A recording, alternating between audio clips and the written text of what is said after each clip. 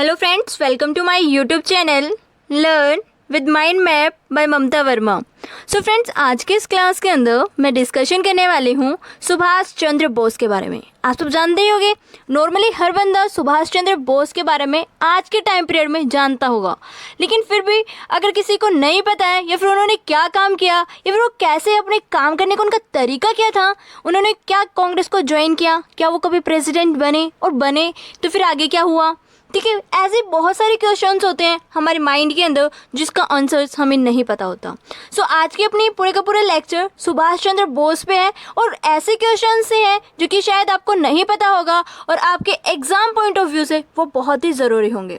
जैसे कि first of all इन्होंने बोला था, तुम मुझे खून दो मैं तुम्हें आज़ादी दूंगा। ये वाला जो स्लोगन है ये अपने सुभाष चंद्र बोस जी का है और ये वाली जो पिक है ये इनकी आईएनए की है। जब इन्होंने अपनी एक आईएनए को ज्वाइन किया था एंड देन इन्होंने अपनी खुद की भी एक फोर्स को बनाया था, ठीक है।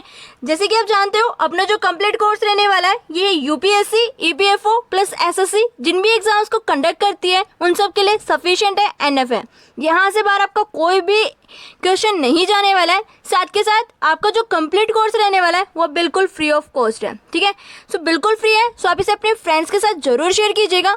साथ के साथ जिन बच्चों को ज़रूरत है एक ऐसे मटेरियल की जिससे वो अपना अच्छे से अपने एग्जाम्स को क्रैक कर पाएँ, उन तक इस वाले कोर्स को जरूर शेयर करना ताकि किसी का भला हो और आपको भी वो दुआएं दे। सो स्टार्ट करते हैं अपने आज के लेक्चर को। पहले हम अपनी कहानी को ज्वाइन कर लेते हैं कि भाई हाँ कैसे क्या चीज़ हुई थी, ठीक है। फर्स्ट ऑफ ऑल हमारे पास एक बंदा था जिसका नाम था मोहन सिंह। मोहन सिंह कौन था भाई? मोहन सिंह एक ऐसा बंदा था जो ब्रिटिशर्स की जो इंडियन आर्मी थी उसके अंदर वो कैप्टन था। अच्छा, कैप्टन था कौन? मोहन सिंह। अरे फिर वो कैप्टन था, आर्मी में था, तो फिर नाम क्यों याद करें हम? क्योंकि वो वर्ल्ड वॉर के सेकंड जो अपनी वर्ल्ड वॉर होती है उसके अंदर वो पार्टिसिपेट करा होता है, ठीक है भाई। लेकिन आपको पता है जो जापान था वो डिफीट कर देता है किसको भाई? ब्रिटिशर्स को। अच्छा, तो फिर यहाँ पे क्या होता है? वो एक प्रिजनर ऑफ वॉर बन जाता है। प्रिजनर ऑफ वॉर वो क्या होता है? प्रिजनर ऑफ वॉर एक ऐसी चीज़ होती है, एक ऐसे बंदे को बोला जाता है जो कि जो बंदे हार गए हैं उनके जो सैनिक हैं, जो उनकी आर्मी है, उसको अगर जापान वाले पकड़ लें, जैसे कि ब्रिटिशर्स की आर्मी के अंदर कौन था? मोहन सिंह था, ठीक है भाई। उनको किसने पकड़ लिया? जापान वालों ने पकड़ लिया, तो उसको क्या बोला जाएगा? प्रिजनर ऑफ वॉर बोला जाएगा, ठीक है। तो मोहन सिंह जो थे वो प्रिजनर ऑफ वॉर थे और ये कहाँ हुआ था भाई? मलाया। मलाया जो कि एक द्वीप है, वहाँ पे ये सारी चीज़ें होती हैं। साथ के साथ जो एक सबसे टैलेंटेड बंदा आप बोल सकते हो कि इनके मन में एक ऐसा आइडिया है। कैसा आइडिया है? इनके दिमाग में एक आइडिया आता है कि भाई मैं तो पकड़ा जा चुका जापान वालों के पास में, और भी बंदे पकड़े गए होंगे जो इंडियन आर्मी के थे, ठीक है भाई, जो ब्रिटिशर्स के थे पर इंडियन आर्मी के थे, ठीक है। तो क्या होता है भाई, यहाँ पे वो बंदे पकड़े गए हैं, हाँ जी पकड़े गए हैं। तो ये क्या सोचता है, क्यों नहीं हम जापान वालों से बातचीत करें और उन्हें बोले कि भाई ऐसे ऐसे हमारा दोनों का दुश्मन क्या है? एक बंदा है, कौन है? ब्रिटिशर्स है। अगर ब्रिटिशर्स हमारा दुश्मन है तो हमको ना उसे हरा दें, उसे डिफीट करें, उसे लड़ाई करें। तो जापान वाले भी दिमाग लगाते और सोचते हैं भाई बंदा तो ठीक कह रहा है, क्योंकि इनका भी दुश्मन वो है और हमारा दुश्मन भी वही है, ठीक है भाई। दुश्मन एक है तो इनको सारी चीज़ें पता है कि भाई हाँ ब्रिटिशर्स ये काम करते हैं, ब्रिटिशर्स वो काम करते हैं, उनके पास यहाँ बंदे तैनात हैं, उनके पास इतनी तोपें, उनका तरीका क्या है, सारी चीज़ें इन्हें पता है। क्यों ना हम इनसे हाथ मिला लें?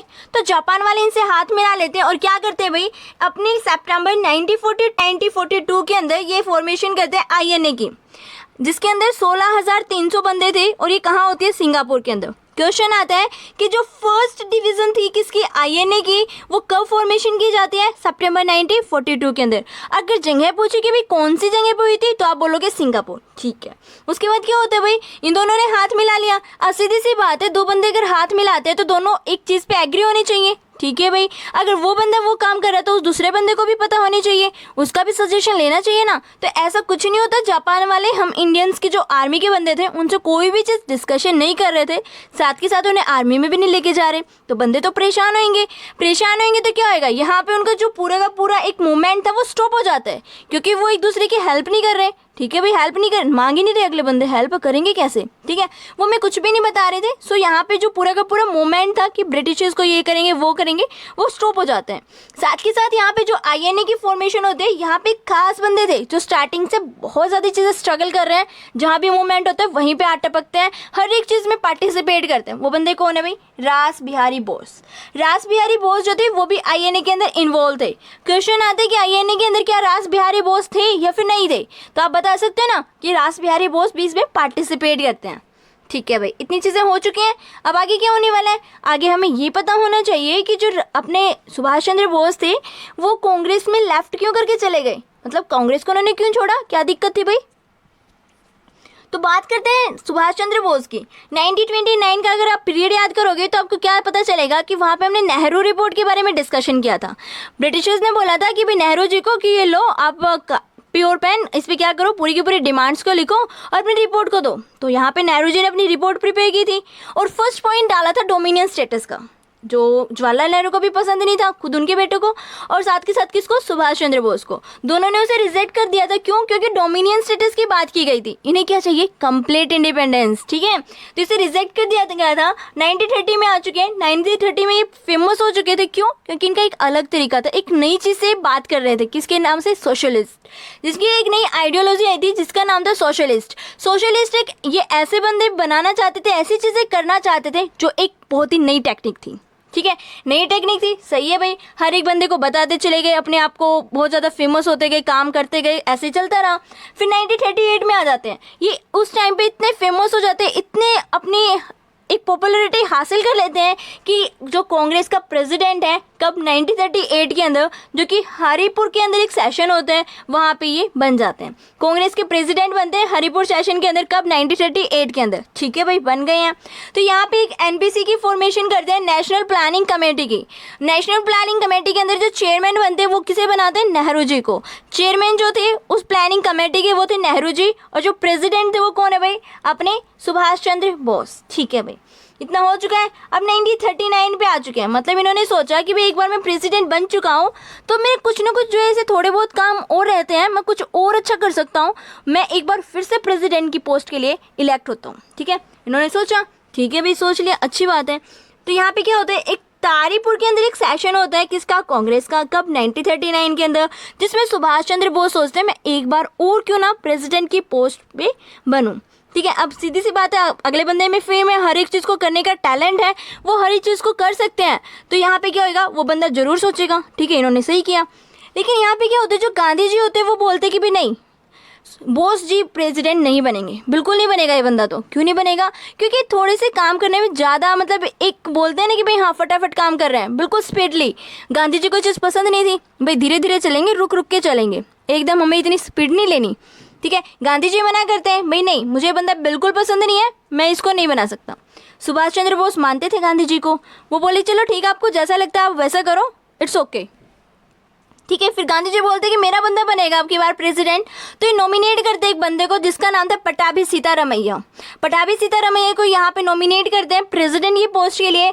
तो दोनों में इलेक्शन होंगे, सीधी सी बात है, इलेक्शन होंगे, इलेक्शन होते हैं। तो यहाँ पे क्या होता है, कुछ बंदे तो अपने बॉस की तरफ से, कुछ बंदे थे पटाभी सीतारमैया की तरफ। वो भी क्यों? क्योंकि इनके बैक पे जो है ना गांधी जी खड़े हैं, क्योंकि कांग्रेस पार्टी बनाई इन्होंने, हर एक चीज़ को मतलब ब्रिटिशर्स तक का टेंशन दे दी इन्होंने। तो इसीलिए क्या होता है, ये सब बंदे सोच रहे थे कि पटाभी सीतारमैया जरूर जीतेंगे। लेकिन बाजी कुछ और ही कहती है, यहाँ पे कुछ पूरी की पूरी कहानी पलट जाती है। क्यों? क्योंकि यहाँ पे जो मेन पॉइंट है वो ये है कि पटाभी सीतारमैया की तरफ बहुत कम बंदे थे और जो बोस जी थे उनकी तरफ ज़्यादा बंदे थे। ठीक है भाई, ज़्यादा बंदे थे तो क्या होगा, बोस जी जीत जाएंगे, बोस जी इलेक्ट हो जाते हैं, जीत जाते हैं इलेक्शंस को, और जो पटाभी सीतारमैया हैं वो हार जाते हैं, वो लॉस हो जाता है उनका। तो यहाँ पे पटाभी सीतारमैया भी परेशान कि भाई ये क्या हुआ, गांधी जी मतलब जो हर बंदे को टेंशन देता है, इनका मैं इलेक्ट किया हुआ, मैं कैसे हार सकता हूँ। सेम गांधी जी को भी फील हुआ, गांधी जी को भी फील हुआ। गांधी जी बोलते भाई ये तेरा लॉस नहीं, ये मेरा लॉस है, मुझे धक्का लगा है कि कैसे हो गया। तो यहाँ पे गांधी जी परेशान हो जाते हैं। गांधी जी परेशान होते हैं तो जो गांधी जी की बात मानते थे कांग्रेस वाले वो भी परेशान है। अब गांधी जी परेशान, बंदे परेशान, देख रहे हैं कौन है, बोस जी देख रहे हैं। सुभाष चंद्र बोस ये सारी चीज़ें देख रहे होते हैं और वो बोलते हैं कि टेंशन ना लो, जो भी होगा अच्छा होगा। तो यहाँ पे क्या होता है, वो जो दो की दो पार्टी बनी हुई है, एक तरफ सुभाष चंद्र बोस की तरफ और दूसरी गांधी जी की साइड। तो दोनों में क्या होता है, सीधी सी बात है, कांग्रेस हमेशा स्प्लिट करने के लिए तैयार रहती थी। लेकिन बोस जी क्या कहते हैं कि भाई मेरी वजह से कोई भी पंगे वंगे ना रचो, तुम जो भी है मैं खुद कर लूँगा। तो यहाँ से बोस जी डिसीजन लेते हैं कि मैं कांग्रेस को रिज़ाइन कर दूँ। तो बोस जी यहाँ से कांग्रेस को रिज़ाइन दे देते हैं और रिज़ाइन देने के बाद वो क्या करते हैं, यहाँ पे प्रेसिडेंट बना दिया जाता है किसको, राजेंद्र प्रसाद को। राजेंद्र प्रसाद जी को प्रेसिडेंट बना दिया जाता है और जो बोस हैं वो क्या बनाते हैं, एक फॉरवर्ड ब्लॉक की फॉर्मेशन करते हैं। कब? 1940 के अंदर। मतलब डायरेक्ट आईएनए के अंदर नहीं गई, पहले इन्होंने फॉरवर्ड ब्लॉक नाम की पूरी की पूरी अपनी एक कमेटी, एक संस्था बनाई कब? 1940 के अंदर। उसके बाद क्या होता है भाई? 1941 के अंदर कहाँ जाते हैं? जर्मनी के अंदर जाते हैं। 1941 के अंदर जर्मनी गए एंड देन वहाँ पे हिटलर से मिले। हिटलर देख रहे हो ना, पूरा मतलब ऐसा तानाशाह वाला बंदा, एक ऐसा बंदा जिससे हर बंदा डरता है, उसी से दोस्ती कर ली जाके। ठीक है, हिटलर के साथ फ्रेंडशिप कर लेते हैं। देन जुलाई 1943, जुलाई में आ चुके हैं 1943 के अंदर। उस टाइम पे क्या होता है? सिंगापुर के अंदर आईएनए की फॉर्मेशन हो चुकी है और वहाँ पे क्या होना है? रास बिहारी बोस की हेल्प से वो क्या हो जाते हैं? वहाँ पे इन्वॉल्व हो जाते हैं। किसमें? आईएनए के अंदर। ये थी पूरी अपने सुभाष चंद्र बोस की कहानी। वो हमने फर्स्ट फेज को हमने देख लिया है। अब हम सेकेंड फेज पे बात करेंगे कि अब होने वाला क्या है। सेकेंड फेज के अंदर क्या होता है? सुभाष चंद्र बोस जी है जो है वो कमांडर बन चुके हैं। किसके? आईएनए के। कहाँ पे? सिंगापुर के अंदर। ठीक है भाई, सिंगापुर के अंदर बन चुके हैं। तो उसके बाद क्या होगा? इन्होंने अपने हेडक्वार्टर्स को बनाया। हेडक्वार्टर्स कहाँ बनाए? अरे राम रे, रंगून बनाया, सिंगापुर बनाया। वहाँ पे क्यों बनाया? क्योंकि जो जापान वाले थे उनकी हेल्प से चल रही है सारी चीज़ें। तो यहाँ पे जो जापान वाले थे उन्होंने रंगून और सिंगापुर को कैप्चर कर चुके थे, इसीलिए हेडक्वार्टर यहाँ पे बनाए गए हैं। ठीक है, उसके बाद क्या किया? इन्होंने अपने रेजिमेंट्स बनाए। रेजिमेंट्स क्या होते हैं? कुछ ऐसे अलग अलग डिपार्टमेंट्स जो इनकी फौज थी उनके अलग अलग डिपार्टमेंट बनाए गए। जैसे कि नाम दिया गया झांसी, रानी झांसी रेजिमेंट, दूसरा नेहरू रेजिमेंट और गांधी रेजिमेंट। यहाँ पे आप देख रहे हो नेहरू और गांधी दोनों के नाम आए हुए हैं। नेहरू जी इनके बेस्ट फ्रेंड थे और जो गांधी जी वो इन्हें अपना एक वो मांगते थे गाइड करने वाला। ठीक है, तो यहाँ पे आप क्या देख रहे हो कि जो गांधी जी हैं जिन्होंने इन्हें मना किया था कि नहीं ये बंदा प्रेसिडेंट नहीं बनेगा, तो यहाँ पे गांधी जी का नाम क्यों? क्योंकि बंदे जो थे वो बहुत ही पॉजिटिव थिंकिंग वाले थे और ये कभी भी किसी के बारे में कुछ गलत नहीं सोचते थे। मन में इन्हें मन मुटाव नहीं था कभी भी। सो दैट्स वाई आप देख सकते हो रानी झांसी रेजिमेंट, नेहरू रेजिमेंट और गांधी रेजिमेंट। ठीक है, ये इनके रेजिमेंट्स थे। साथ के साथ इन्होंने क्या किया भाई? जो 1944 की बात है, आईएनए और जापानीज दोनों इकट्ठे हो चुके हैं। ठीक है भाई, अब ब्रिटिशर्स के साथ लड़ाई होगी। ठीक है भाई, लड़ाई होगी इम्फाल के नॉर्थ ईस्ट में होगी। हाँ जी होगी, दोनों के बीच में लड़ाई होती है और ब्रिटिशर्स का साथ देते हैं उसके फ्रेंड्स, उसके जो अलाइन कंट्रीज थी। ठीक है भाई, साथ देते हैं। अगर बाकी की कंट्रीज भी साथ देंगी ब्रिटिशर्स का तो जापान वालों को हरा देंगे। ठीक है भाई, हरा दिया, डिफीट कर दिया। किसने? ब्रिटिशर्स ने जापान वालों को। ठीक है, जापान वाले हार जाते हैं। अब जापान वाले हारते हैं तो आपको पता है प्रिजनर ऑफ वॉर्स कौन बनेंगे? जो आईएनए के सैनिक है। आईएनए में कौन है? इंडियंस हैं, तो पकड़े गए इंडियंस। यहाँ पे क्या होगा? इंडियंस को पकड़ लिया जाता है और जो ये वॉर होती है यहाँ पे, ये बहुत ही एक डेंजरस वॉर जो आप बोल सकते हो, वो इस वॉर को बोल सकते हो। वो भी किस टाइम की? वर्ल्ड वॉर सेकेंड के टाइम की। तो यहाँ पे बैटल ऑफ कौन सी होती है? कोहिमा होती है 4 अप्रैल 1944 के अंदर, जिसको टेनिस कोर्ट बैटल भी बोला जाता है। ये एक जगह थी, एक बंदे का घर था, पूरा का पूरा बंगला था जहाँ पे टेनिस कोर्ट था। वहाँ पे वो बंदे टेनिस खेलते थे। अब आप बोलोगे वो क्यों? क्योंकि पूरी की पूरी जो भी लड़ाई थी वो उस टेनिस कोर्ट के अंदर होती है, इसलिए इसको टेनिस कोर्ट बैटल बोला जाता है। ठीक है, तो यहाँ से हमने पूरी की पूरी कहानी को देखा कि होता क्या है। यहाँ पे बैटल आपको याद रखना है कि कब होती है? 4 अप्रैल 1944 के अंदर होती है। और यहाँ पे जो बंदे पकड़े जाते हैं, जो प्रिजनर्स ऑफ वॉर बनेंगे, वो कौन बनेंगे? आईएनए के सैनिक बनेंगे। आईएनए में कौन थे? इंडियंस थे। अब सीधी सी बात है, ब्रिटिशर्स क्या बोलेंगे? धोखेबाज हैं, धोखेबाज हैं और दगाबाज करके हमारे साथ तो निकल लिए और वहाँ से आके फिर हम पे क्या कर रहे हैं? अटैक कर रहे हैं। तो यहाँ पे उन बंदों को पकड़ लिया जाता है जो कि प्रिजनर्स ऑफ वॉर बनते हैं एंड देन उन पे कुछ ना कुछ कार्रवाई की जाएगी। देन वो देखेंगे हम अपने नेक्स्ट लेक्चर के अंदर कि होने वाला क्या है। क्या उन्हें कोई छुड़ा पाएगा? क्या उन्हें ब्रिटिशर्स के कुछ कोई बंदा हेल्प करेगा?